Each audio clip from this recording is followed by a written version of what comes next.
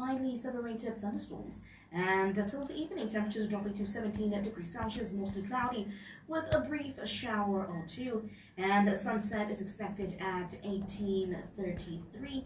That is your weather right here on the brush. Now, on the other side of this one, we'll play you something by Trey Songz called Smartphones, and I'll be coming through to have a very, very interesting conversation. So if you are a business owner or you want to open a business, this conversation is for you.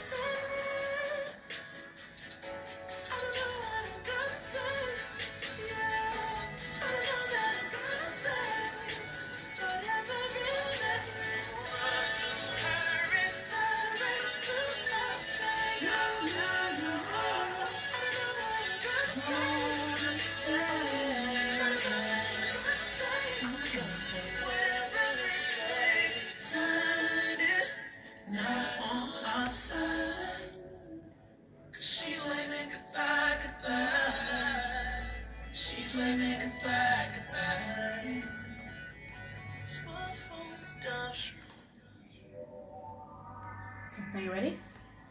Yes, I am. Thank you.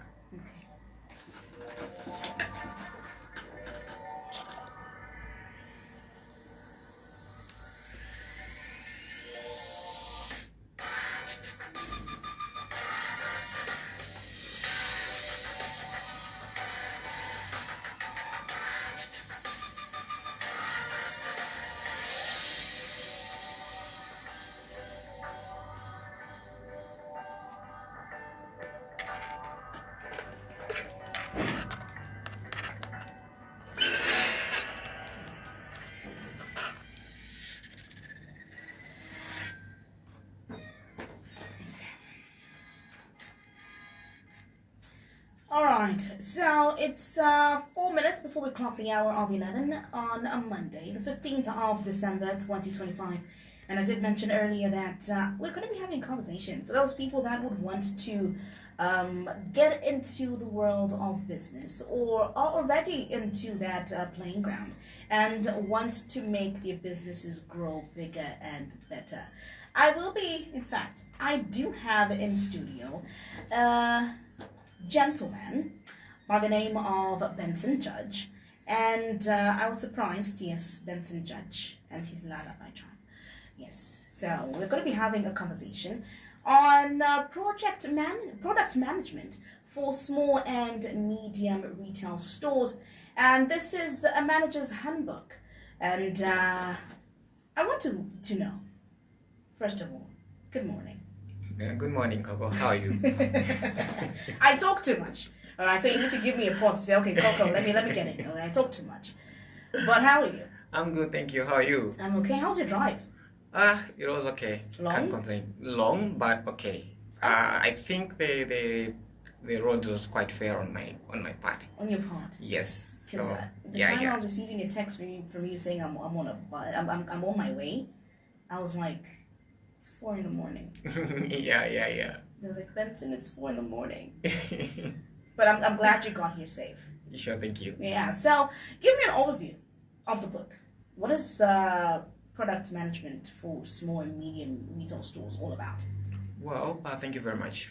Thank you very much for having me here, Coco. I You're am welcome. grateful. You're welcome. Well, product management for small and medium retail stores. This is I like to dub it as an SOP, standard operating procedure for retail operations, basically. So it gives a comprehensive guide on how to manage products from the time that products are brought into the store, or from the time that you actually considering to bring the products into the store, up to the time that the products get to go out.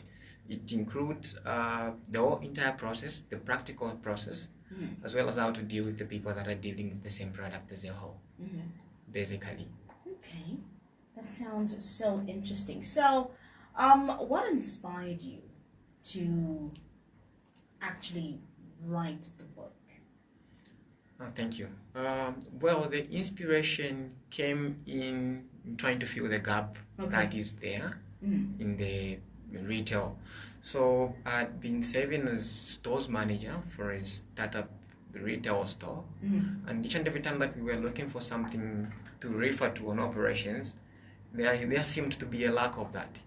So I noticed that gap and tried to fill in to provide guidance on how we can actually be able to run operations, basically.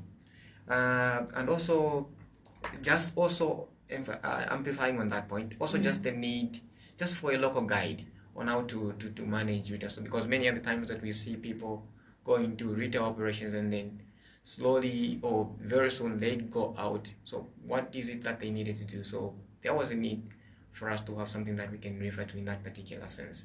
Okay. So from you working as a stores manager, what challenges did you notice, or do you think small and medium retail businesses still face in Zambia today? Thank you. Well, the challenges that retail stores face, there are quite a number. One of them, you're looking at stock expiries. Okay. You get stock, then stock somehow fails to sell, or it expires.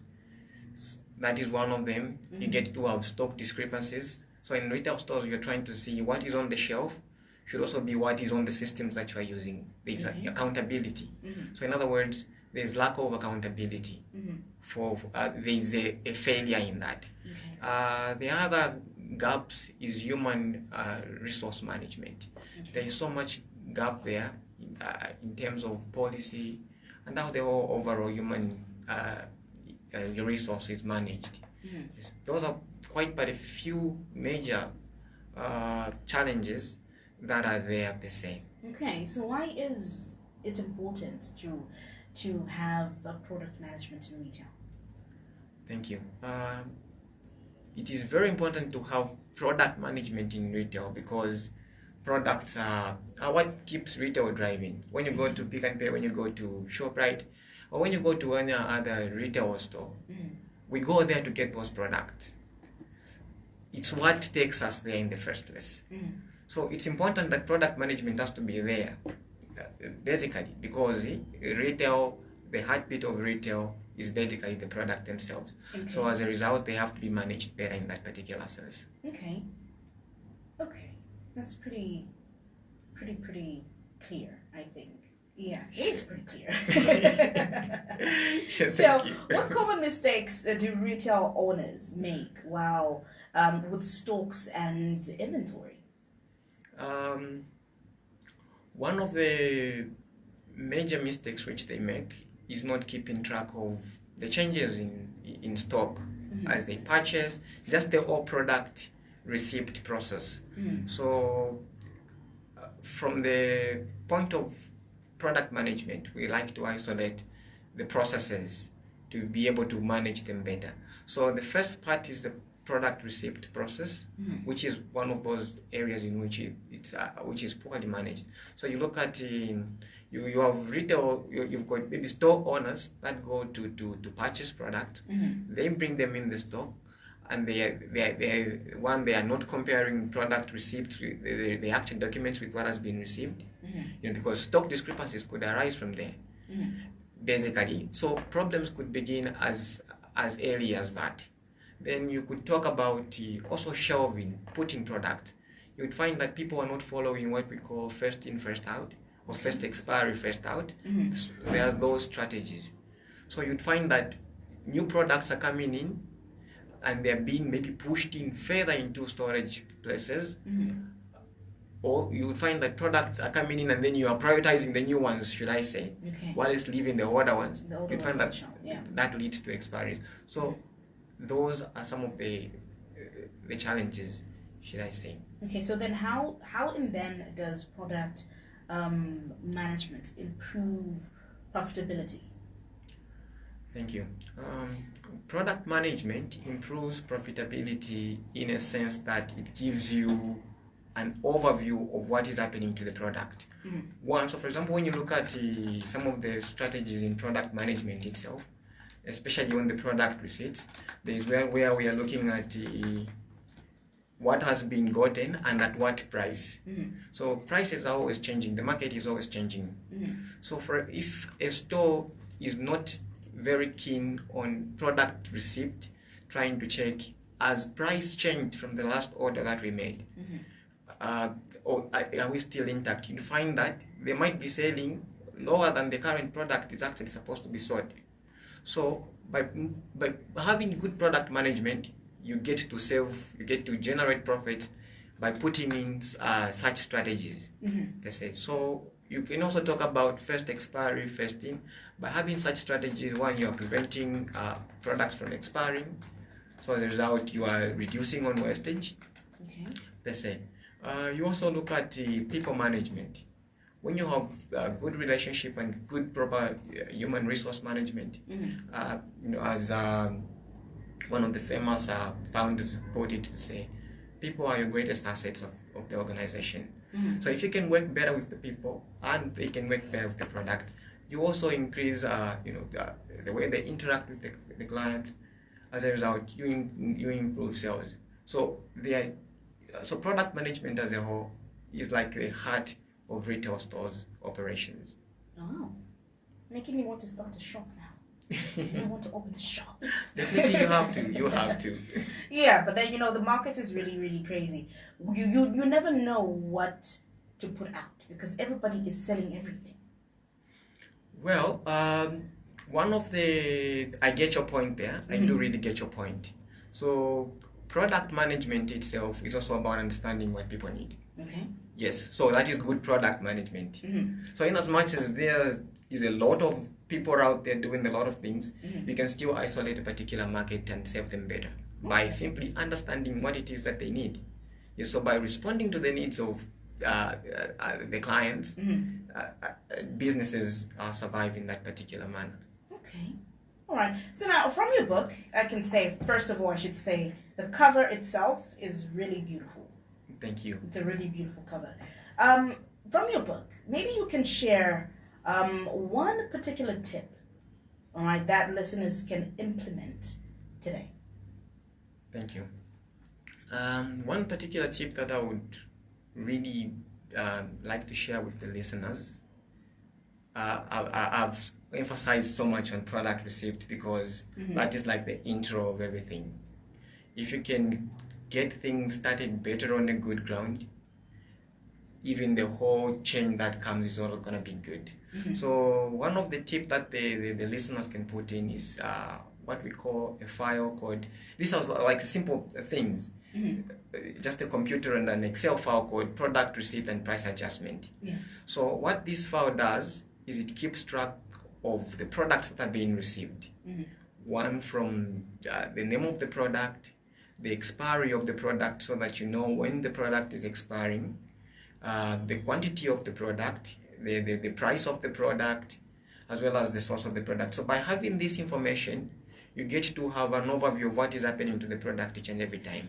So the next time you're going to go on the market, you're going to refer to that product, that same Excel file, in terms of, let's say, price. Do you need to adjust price based on the order price, based on the order amount that you've spent?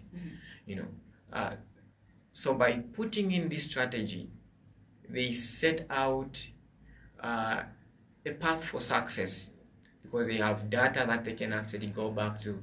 They've got data that can actually speak to them, especially when you have flags put in place which are giving you notifications when products are expiring, when products are running out. As a result, you improve your overall customer service and the business gets to improve like that. All right. So before I do let you go, we have gotten into a world where technology is taking over with the works of AI, and people, as they would refer to it using Zambian terminology, it's Yeah. So how can technology, like even basic tools, help a small business operate better? Thank you. Well, it's a world of technology. By implementing tools in a smaller business, one, it puts you ahead. So instead of wasting so much time, so for example, when you look at paperwork, we can phase out paperwork because now people are with digital receipting systems. Yes. So by It's okay. Sorry. So by implementing digital tools in retail business, one, they give you a smarter overview what's happening. They can give you proper insight. So for example, just by having simple tools like an Excel, can give you insight on what products are running out quickly, can give you what products are in terms of how the market is doing, in terms of orders and pricing. As a result, it gives you an overview and a better future outlook for your business, for you to be able to design and adjust in due course. Okay. So if somebody was to purchase your book, are they able to read it in one setting? Yes, they are able to do that because the book is practical and it's been written in a sense that it's supposed to be followed without so much jargon. It's because it's supposed to speak even to the lowest of people that are with the little formal education, per se. So that's got that little language, that simple language that can be understood in a clear setup. And the pages are not that huge, so it can be done in one setting. All right, maybe you can quickly break down some of the practical strategies that you did share in the book. Thank you. So some of the practical strategies that are shared in the book are, one, the product receipt. How do you handle products? How do you receive these products in the store? How do you get to store them? The other strategies that I get to share about are the marketing strategies. How do you get actually to, because marketing is the management of profitable customer relationships. So how do you just ensure that relationship with you and the client, and also ensure that they are benefiting and you are also benefiting.